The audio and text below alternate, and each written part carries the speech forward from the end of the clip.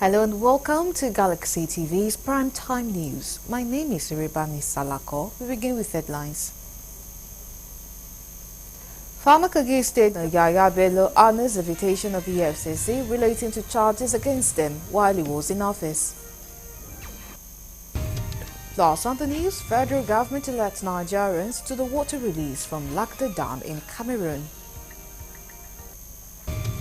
From the international scene, 9 people, including a child, are killed after handheld pages used by members of Hezbollah to communicate exploded across Lebanon.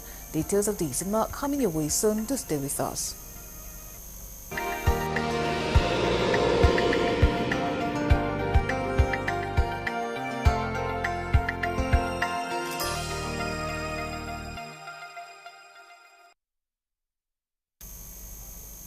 Many thanks for joining us at this time. Now, details of the news. Former Kogi State Governor Yaya Bello has honored the invitation of Economic and Financial Crimes Commission (EFCC) relating to charges against him while he was in office. Bello arrived at the EFCC headquarters in Abuja in the company of his successor Usman Ododo. Bello, who had been declared wanted over allegations of money laundering and corruption involving a staggering 80.2 billion naira, finally honored the EFCC's invitation, arriving with several prominent politicians and APC stalwarts. In a statement from Bello's media office, he confirmed that he accepted the invitation after consulting with his family, legal team and political allies, asserting that he has nothing to hide. This development comes after a history of resistance from Bello, who had previously evaded multiple EFCC invitations and faced a dramatic scene at his office in Abuja. Meanwhile, EFCC says Yaya Bello is not in any of the Commission's facilities. This was contained in a press statement issued by the head of media and publicity, Dele Uyiwale, on Wednesday. The Commission wishes to state that Bello is not in its custody. The statement read, Bello, already declared wanted by the Commission for alleged 80.2 billion naira money laundering charges, remains wanted with a subsistent warrant for his arrest.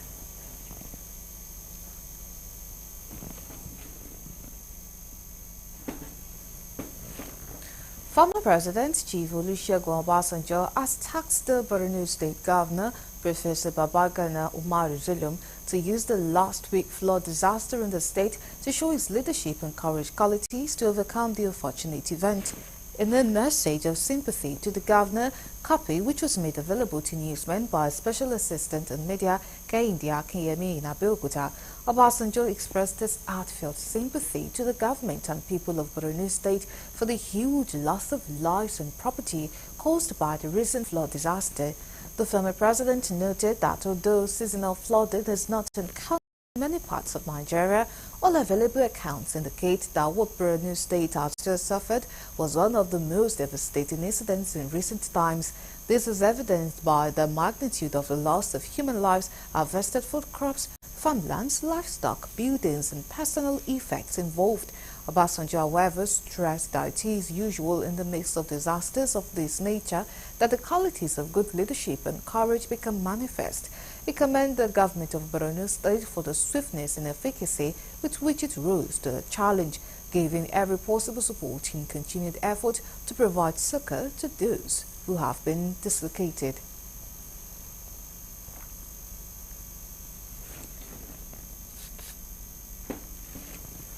The federal government elect Nigerians to the water release from Lakda Dam in Cameroon.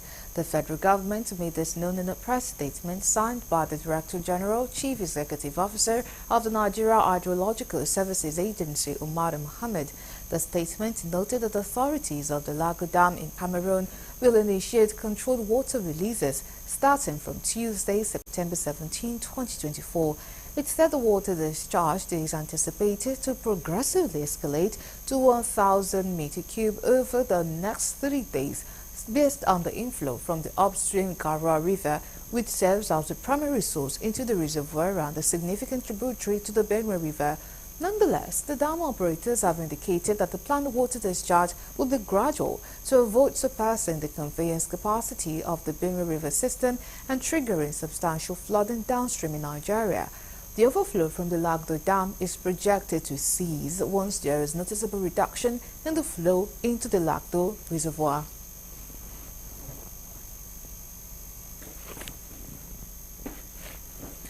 Benue State government has stepped up activities in view of the impending flood disaster, which is likely to affect communities along the plain of River Benue following the gradual release of water from Lagde Dam in Cameroon in the next 7 days.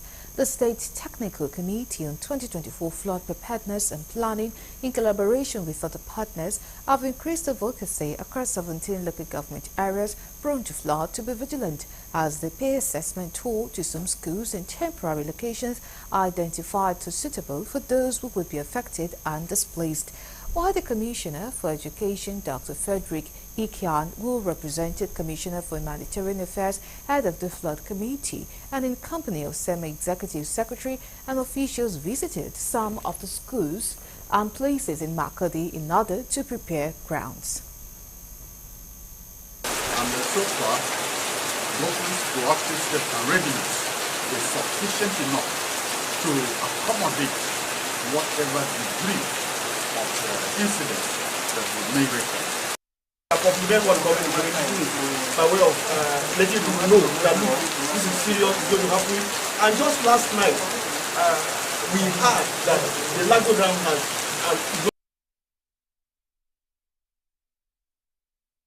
While state governments task residents and communities along the river plain of River Benue to relocate to a safer place, teachers are being charged to inform their students to sensitize their parents to flood warnings for their own safety.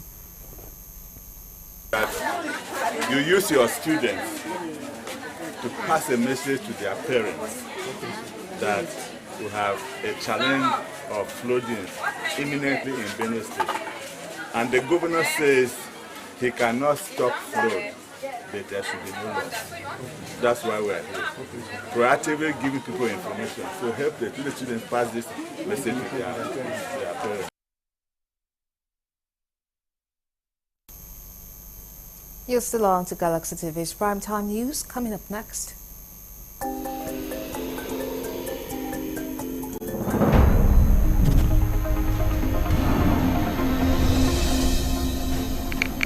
First batch of the 35,000 police officers deployed to ensure law and order during Edo State election arrives in the state. Details of that and more coming after the break.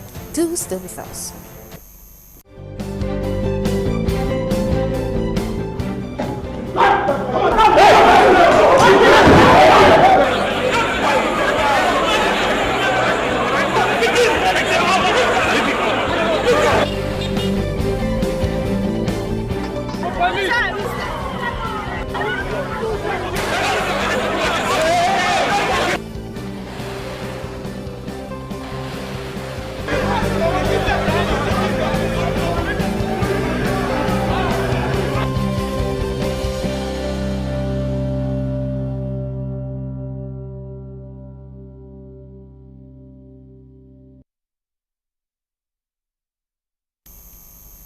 We are glad to have you back. Now for more updates and latest news, please visit our website www.galaxytvonline.com. Connect with us on our X handle at Galaxy TV. Subscribe to our YouTube channel, youtube.com/Galaxy TV News. You can follow and interact with us on our Facebook page, facebook.com/Galaxy TV. Remember to follow and tag us on our Instagram page at Galaxy TV. You can also avail our eyewitness feature via WhatsApp. If you have breaking news around you, simply share your story by sending short clips or videos of the news on 0818 6666 669. Our social media platforms are user-friendly and can always accommodate your live updates and comments, as you can easily scan our IG QR code.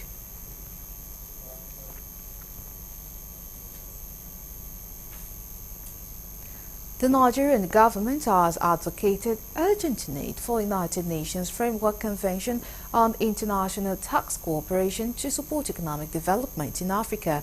Minister Shash Dafer, at the interim of the permanent mission of Nigeria to the United Nations, Sindaf Ndoni, stated this while speaking at the 79th United Nations General Assembly Anchor Side Event High-Level Global Executive Sustainable Investment Grants and Interventions Roundtable New York 2024. Correspondent in Abuja, Ken Abuchi, sent in this report. It was a gathering of donor agencies and foreign expatriates who have diplomatic ties with Nigeria. The event, organized by Merited Negotiation Consulting in collaboration with Ministry of Foreign Affairs Economic, Trade and Investment Department and the United Nations Institute for Training and Research, UNITA, is seeking sustainable investment, grants and intervention in the development struggle of the federal government. Endoni, who spoke on behalf of government, highlighted that most developing countries are significantly behind in implementing the Sustainable Development Goals, especially SDG 8, which is decent work and economic growth. That need for an enabling environment for CSOs and NGOs to conduct their work, because that is crucial under the right to freedom of peaceful assembly and association. This includes the protection of their work. Government should protect the work of civil society groups. While some regulation of CSOs to ensure transparency and address corruption may be justified, states must take a robust, risk-based approach to conduct an impact assessment to ensure existing or new laws and policies do not directly or indirectly disproportionately impact.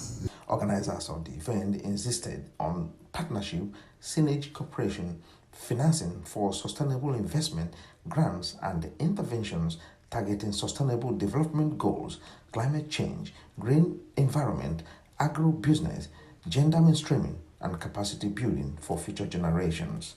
A necessity to significantly boost FDI and ease of doing business in Nigeria that the President Bola Ahmed Tinubu-led government, upon assumption of office, established a presidential committee on review of fiscal policy and tax reform. This position also informed Nigeria's leadership on the need to highlight Nigeria's potential as a strategic investment destination for all investors around the globe.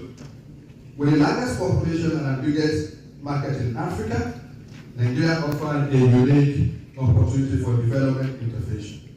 The government's boost economic liberation efforts have positioned the country as a lucrative hub for both domestic and international investors, particularly in the West and Central Africa. Let's start with the Leaders Summit. The Leaders Summit produced about $60 billion in U.S.-Africa business and investment programs, which included financing, technical assistance programs, grants, development programs, and training, especially with the following institutions. Despite gains from the renewed Hope Agenda policy of the Tinubu administration to reposition the Nigerian economy, stakeholders at the event agreed that more can be achieved if the desired reform of the international financial architecture is implemented. They concluded by reaffirming Nigeria's commitment to the accelerated implementation of the SDGs and Agenda 2030, expressing hope that the forum's deliberation will significantly contribute to addressing the challenges of deepening partnerships and business development in the global south. Nabuchi Oken Nabuchi, reporting for Galaxy Television News.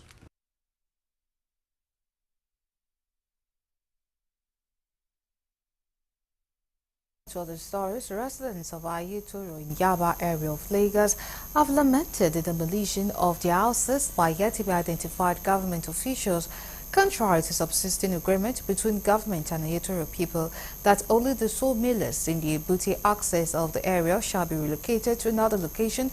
Group of people aided by armed security personnel invaded the community and destroyed many of the buildings, thereby rendering many homeless. Galaxy News correspondent Lepi Joseph visited the scene and filed in this report.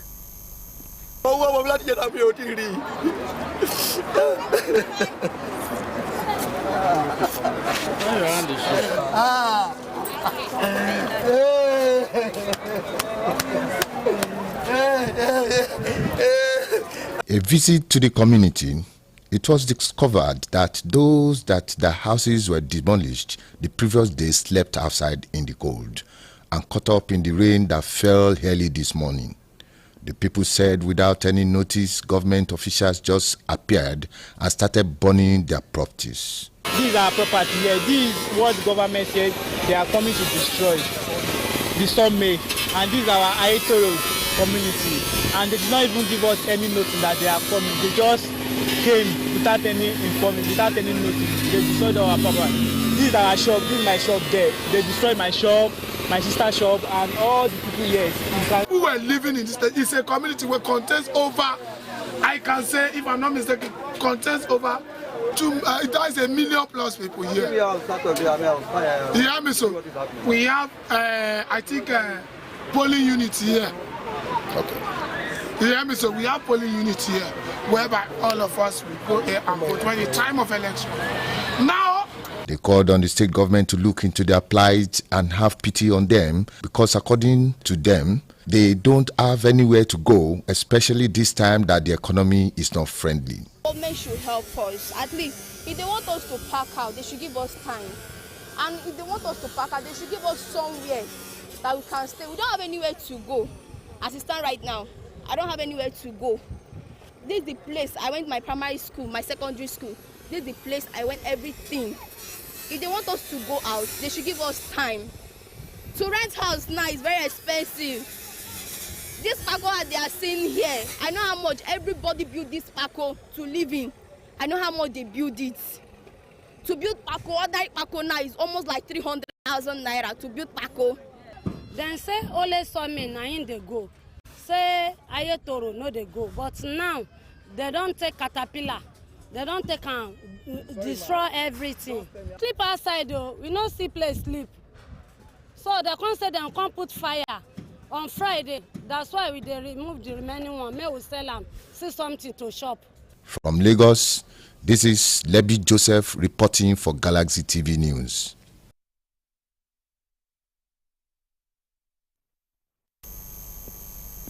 Now to other stories, Governor Seyi Makinde of Oyo State on Wednesday performed the groundbreaking of the 41 billion naira upgrading of Ladoke Akintola Airport, Ibadan, to International Airport. Makinde, who was accompanied by his Osun counterpart, Governor Ademola Adeleke, reiterated his commitment to fight poverty in the state. He said the airport upgrading project was an investment that was critical for the long-term prosperity and the desire for sustainable growth in the state. He maintained that the project, when completed, would open Oyo State to global market, thus improving means of doing business, bringing infrastructure, investment into agribusiness, manufacturing and technology sectors, and positioning Ibadan as a true regional business hub. He emphasized that the project wasn't for show, but is a strategic investment that will be delivered on time. In his remarks, Governor Adeleke commended President Tinubu's led administration for holistically expanding the nation's economy through aviation. The Osun governor commended Makinde for the vision of the airport upgrading, saying it will in no small way widen the economy net of Ibadan and Southwest. Our President Bola Ahmed Tinubu, because he signed this. I wrote a letter to him. He signed this. I said, please, allow us to upgrade Ibadan Airport. And he graciously approved it and said at no cost to the federal government of Nigeria. We've awarded this first phase to Greenberg at 41 billion naira. Our common good fortune is for the mutual benefit of our people. Governor Makinde, I salute your persistence and drive to leave a legacy of infra revolution and innovation to the good people of Oyo State. This will take some pressure off Lagos Airport, which is already crowded, reduce travel time of commuting passengers from southern Nigeria, reduce exposure to security risk while enhancing travel convenience. As the regional hub that it plays in supporting economic and regional activities, thereby boosting various sectors, including education, commerce, and tourism, which contributes to the overall development of the region. Ibadan Airport's development has been closely tied to the city's growth and importance.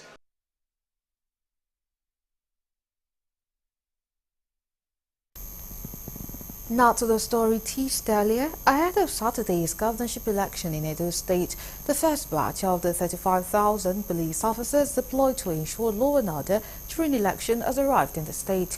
Also in the state are soldiers and officers of the Nigeria Security and Civil Defense Corps and the Economic and Financial Crimes Commission as moves intensify to ensure each free poll.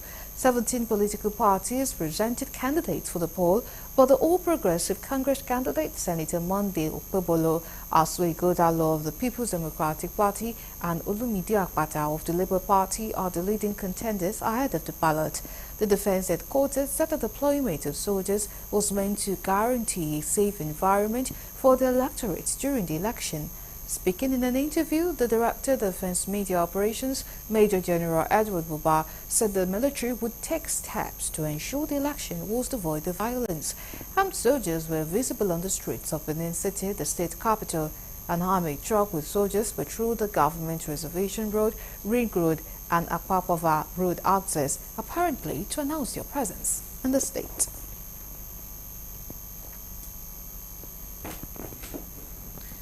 Still in Edo State, angry youth and women in Edo community of Ipobao Kalika government area of the state have resisted the arrest of their leader by operatives of the Nigerian police. The youth who had on Tuesday raised the alarm over the planned arrest of their leader ahead Saturday's governorship election washed helplessly as policemen in Toyota Sienna SUV tried to force the PDP leader, identified as a forcer, into their waiting SUV before they fled the scene after much pressure from residents. The video of the failed arrest by the police, which has now gone viral, is coming days after the Edo State Governor, Godwin Obaseki, raised a similar alarm over the arrest of party faithfuls across the state. Meanwhile, youth and the elderly from Ipobaoka have promised to take to the street before the elections on Saturday in protest over police harassment, which the police spokesperson of the state, Moses Yamu, has since denied.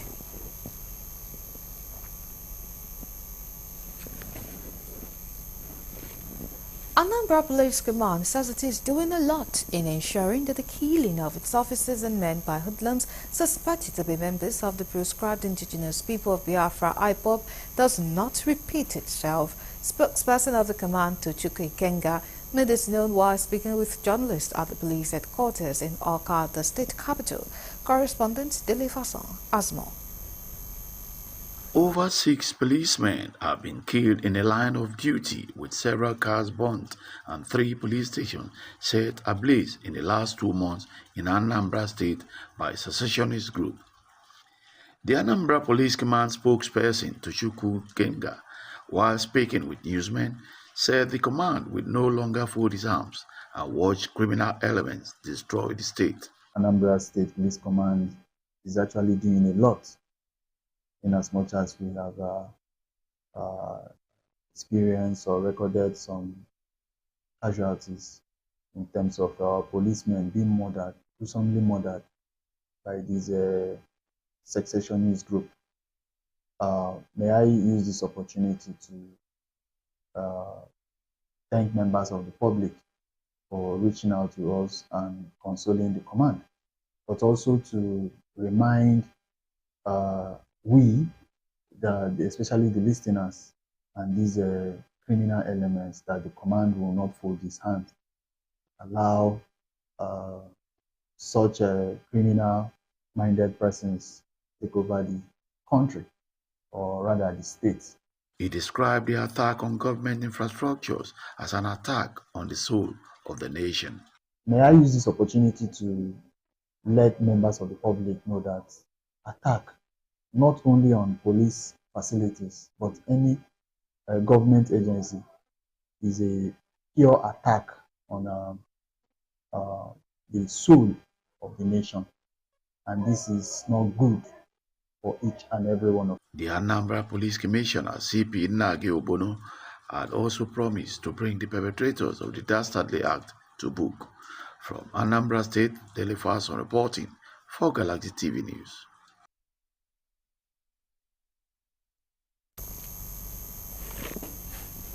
The Chief of Defense Staff General Christopher Musa has assured families of fallen heroes that their loved ones who lost their lives in the course of service to the nation would never be forgotten by the armed forces. Musa said this at the 35th anniversary and commissioning ceremony of the 31st Regular Course Memorial Park at the Nigerian Defense Academy at the Defense Headquarters in Kaduna. He vowed that the armed forces shall never surrender to the forces of adversity, nor should they forget the sacrifices of their fallen heroes. Musa, who was represented by the NDA Commandant Major General John Ochai, said fallen heroes were more than just soldiers, stressing that they were husbands, wives, fathers, mothers, brothers and sisters. Earlier, President of the 41st Regular Course Association, Major Lancelot Ayanya, retired, set apart from legacy project for their coursemates who died in active service. The association has a support system for their widows. Today we gather to pay tribute to our brave men and women who have made the ultimate sacrifice in the service of our great nation. We remember those who have fallen in the line of duty, particularly those who lost their lives at sea and in air crashes. Our fallen heroes were more than just soldiers. The remains of the boat in which 11 of our coursemates died at Onne during a training exercise had been at the Nigerian Navy shipyard at Port Harcourt for some years. 35 years later, we gather here on the grounds of the NDA, where our journey together began, for a landmark reunion. It is for us, our spouses and children, a time to return, to remember, to reflect, to reminisce, to recall memories, the pleasant and not too pleasant. To commemorate an auspicious event like this, we reflect on our journey so far. After careful and detailed deliberation as a cause, we thought it wise that our coursemates who have fallen along the line of duty be remembered. It is worth mentioning that our course had its first casualties in our first year in the Defense Academy when we lost 11 of our naval coursemates in a boat mishap during a training exercise at the Nigerian Naval College, Onne.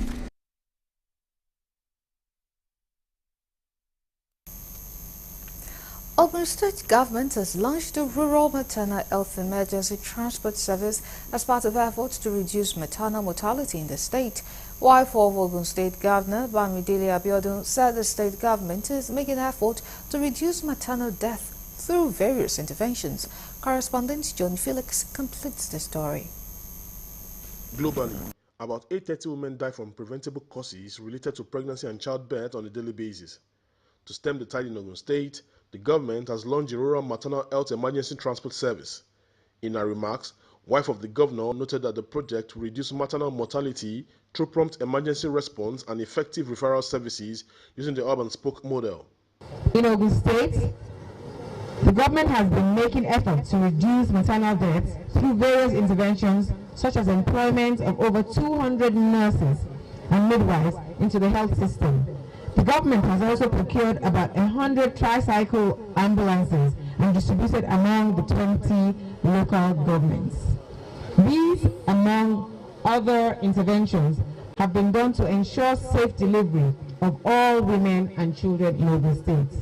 I sincerely hope that the project will reduce maternal mortality through prompt emergency response and effective referral services using the up and spoke model, while also improving antenatal clinic attendance and the number of deliveries carried out by skilled birth attendants at our primary healthcare centers. On her part, Commissioner for Health said the initiative will positively transform the health and well-being of mothers, stressing that it is the beginning of a new phase in the state's effort to combat maternal mortality in the state. Everyone, regardless of her socio-economic background or location, deserves the right to a safe and timely access to health care, especially during pregnancy and childbirth. We want to take the burden of the cost of getting to our hospitals away from our mothers, our sisters and daughters.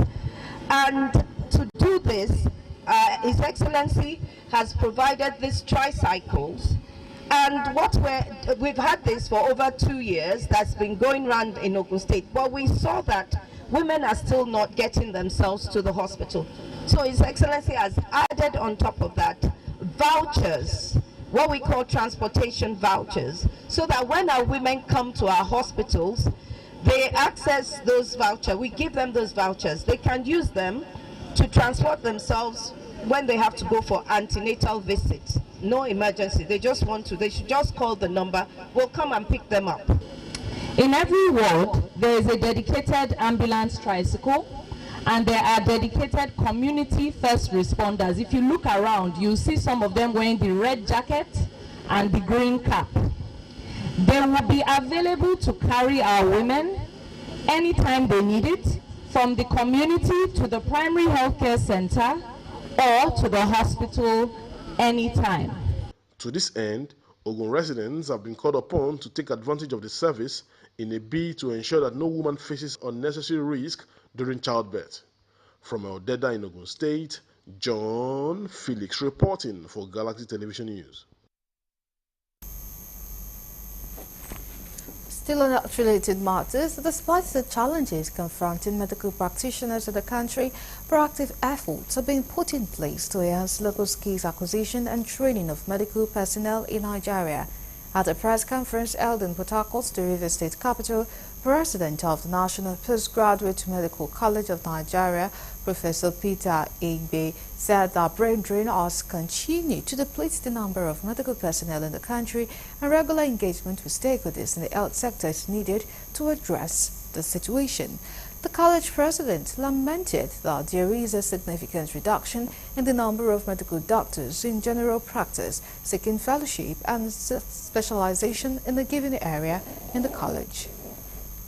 Drain continues to deplete the number of available medical and dental professionals and trainers nationwide. We are all aware, of the continuing effect of the brain drain nationwide. This poses a major threat to the primary objective of the college, which was to produce specialists in all fields of medicine and dentistry.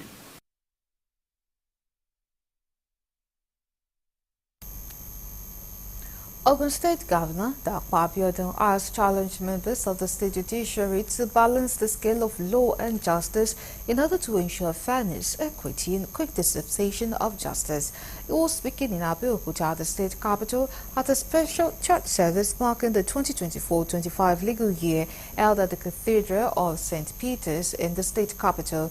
Giving a sermon titled Let Justice Flow, the officiating minister, Most Reverend Solomon Omoniyi Ojumo, bemoaned the current socio-economic challenges and injustice in the land as they asked the judiciary to live above board. Masses are suffering, not silently now, openly, without any assistance. They will continue to suffer while the offenders, the criminals, were walking freely because of people they know, the people that matters, the control of society. This is not good. Let justice flow. Today, the masses suffer the sin of error of the few elites. The governor of the state, Dapo Abiodun, giving his admonition, demanded fairness, justice, equity for all, just as he called on the judiciary in the state to explore alternative dispute resolution to clear a backlog of cases to ensure quick dispensation of justice.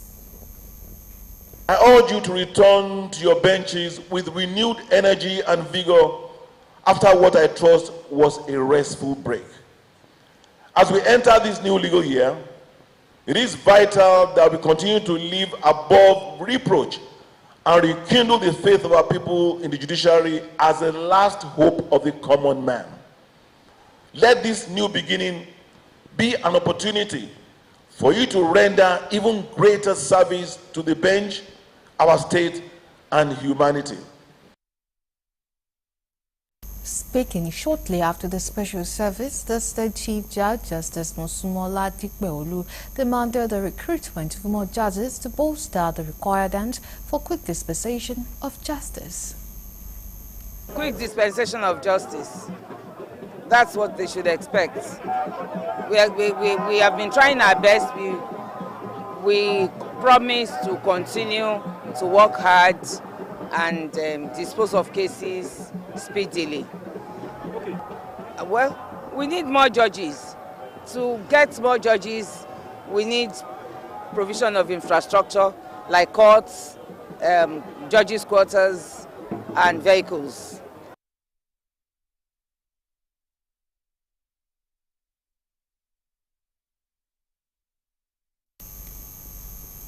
Now to other stories. Ahead of the October 24th National Executive Council meeting of the People's Democratic Party, the leadership of the party has been advised to stick to the zone line of the national chairman of the party to North Central. A chieftain of the party, who is also one of the aspirants for the national chairman of the party, Engineer Tehide Utan, while speaking with journalists in Abuja on Wednesday, said the decision is not only right but justifiable. Engineer Kamri Tehinde, a national chairman aspirant of People's Democratic Party, has endorsed the party's decision to assume the national chairman position to the North Central, calling it both fair and necessary for party unity. Utan stated that since the former national chairman, Dr. Iyorchia Ayu, hails from the North Central, it is only right for someone from the same zone to complete Ayu's unfinished tenure, just as they emphasized that the PDP constitution supports this approach, which stipulates that any replacement for a removed official must come from the same area. The party chieftain added that he is fully aware the National Executive Council of the party will make the final decision on the matter very soon, noting that as a dedicated party member, he remains committed to respecting whatever decision the NEC reaches. The party chieftain argued that selecting someone from outside Zone B would undermine the principles guiding the decision and would be seen as unjust and unacceptable to the people of the district. The national chairmanship of to the North Central, I believe it will be the just thing to do, since the ousted national chairman, Dr. Iyorchia Ayu, was from the same zone, and one from the same zone should complete his tenure, for it is only equitably, for it to be equitably discharged. Iyorchia Ayu was from North Central Zone. Its Constitution, section 46, subsection 6, says when an officer of the party leaves the position either by way of removal or death. Now we move to the international desk for more news.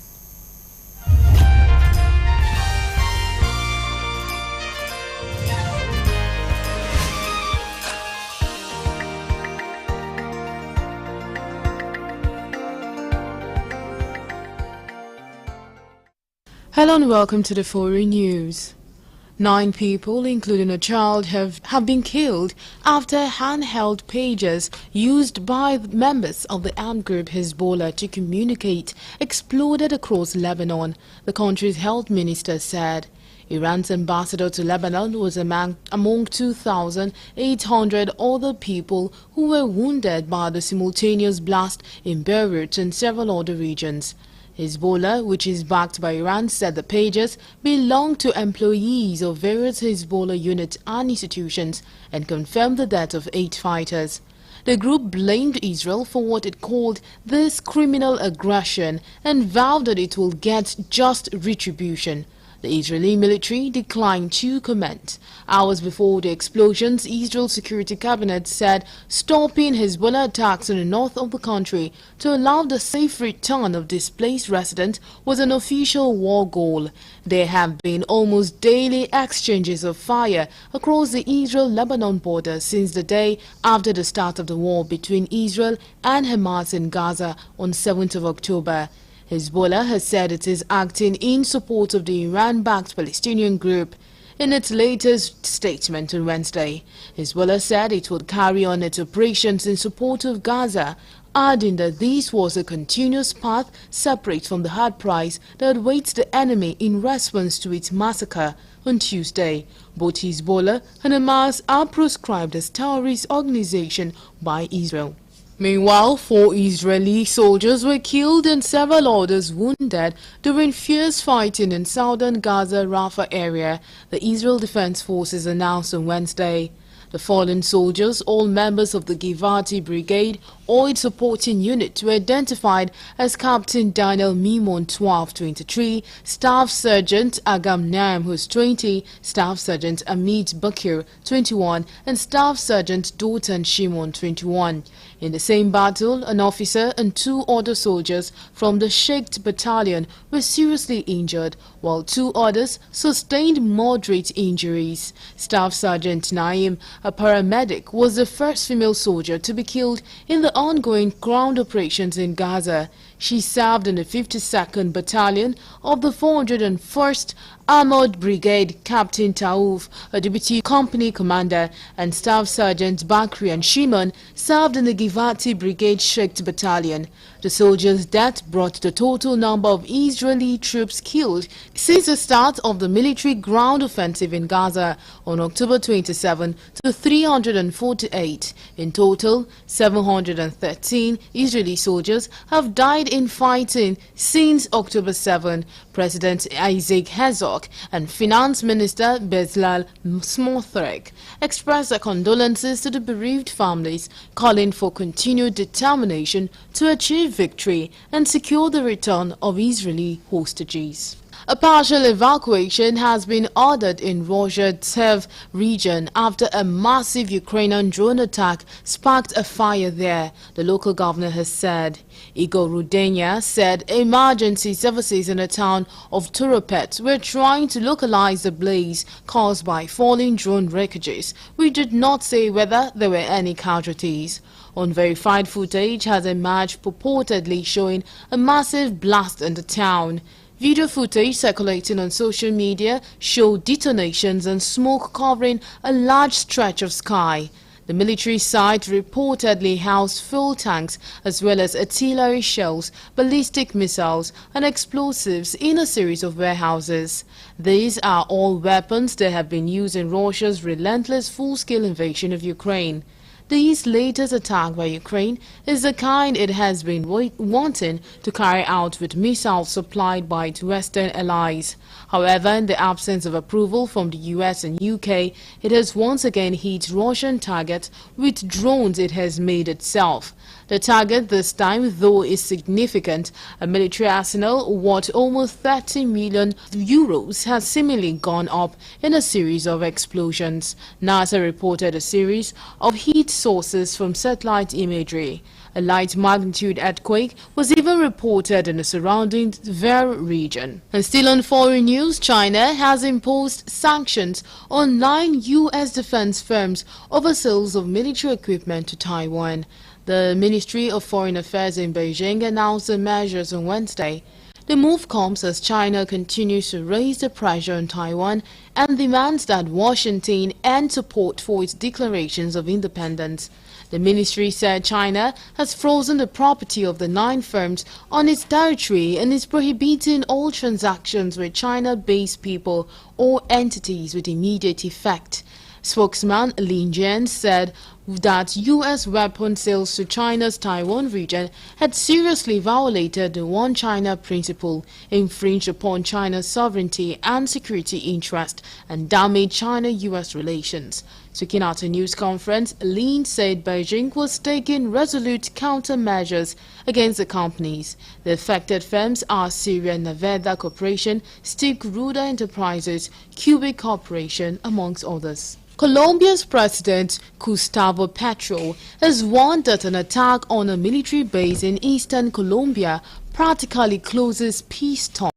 Petro late on Tuesday blamed the leftist National Liberation Army rebel group for the attack in Puerto Jordan in the northeastern Arauca province earlier in the day, which killed 2 soldiers and injured at least 21. The ELN fired a rocket from a cargo truck loaded with explosives in what the military called the most serious attack since the bilateral ceasefire between the government and the rebel group ended in August. The ELN, which has estimated 6,000 fighters, is the biggest of the armed groups active in Colombia's 6-decade conflict which has left more than 450,000 dead. The government sealed a peace agreement with the Revolutionary Armed Forces of Colombia in 2016. And finally, on foreign news, Tesla CEO Elon Musk has announced that Neuralink, his brain chip startup company, has received approval from the U.S. Food and Drug Administration for an experimental implant device which will enable even those who have lost both eyes and the optic nerve to see. The blind side device from Neuralink will enable even those who have lost both eyes and their optic nerve to see.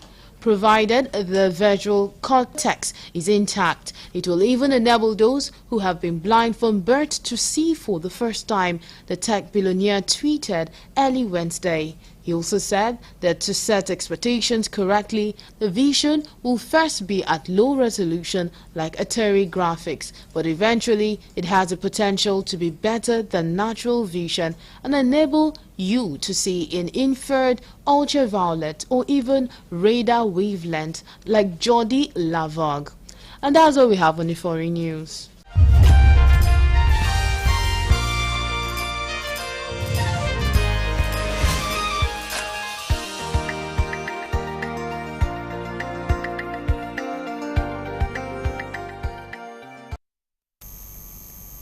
Coming your way next, entertainment news.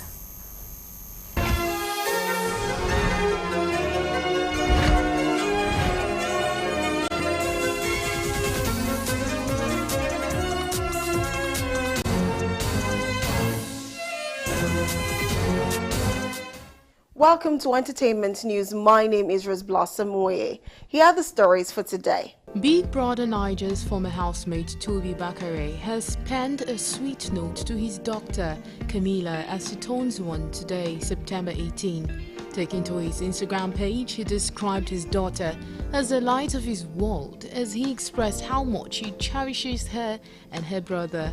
He vowed to forever have her back as he noted how time flies so fast. The father of two jokingly stated that he would accompany his daughter to her husband's house when the time was ripe.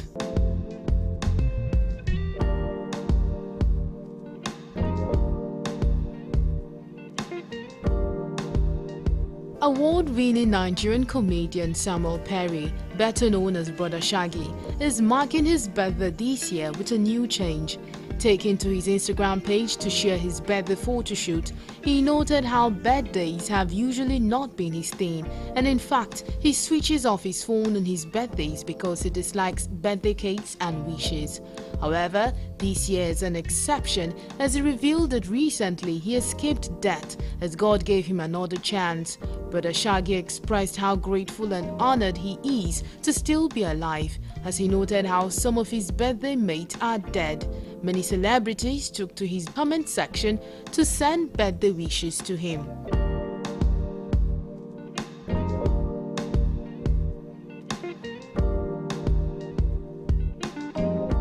Paul Okoye, the second half of the famous music group P-Square, has confirmed the end of the music group. In an Instagram live session with his fans, he revealed that his relationship with his twin brother has ended as the days of money eating and baboon walking are over. He noted how he was always the one singing and Peter was ripping off him. He stated that he prefers to work for himself only. His statement didn't sit well with many who slammed him for discrediting his brother.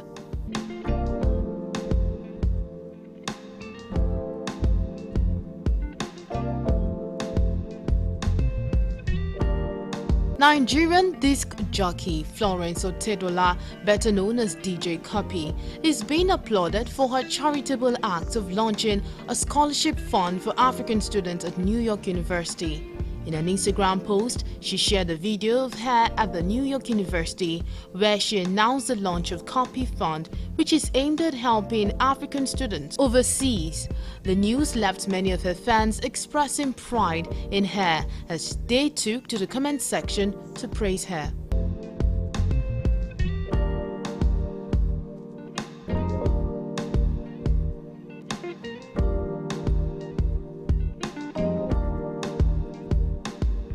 And that'll be all on Entertainment News. Thank you so much for watching. My name is Rose Blossom. Bye for now.